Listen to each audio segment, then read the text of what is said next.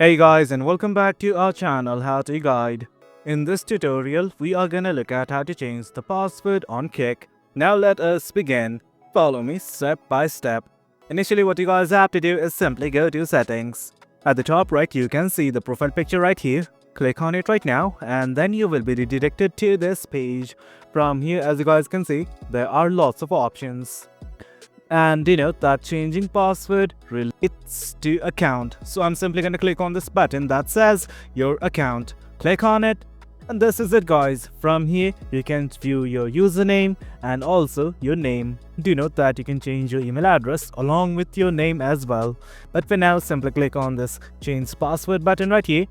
Now the process is the same. Simply enter your current password right here along with the new password. Now once you've done that, simply re-enter it. Once everything's okay, click on save. And guys, that is it. That's how you change your password for your Kik account. The process is quite easy. Hope you guys found this video informative, and for more content like this, do remember to hit like, share and subscribe. Your support fuels us. Until next time, thank you.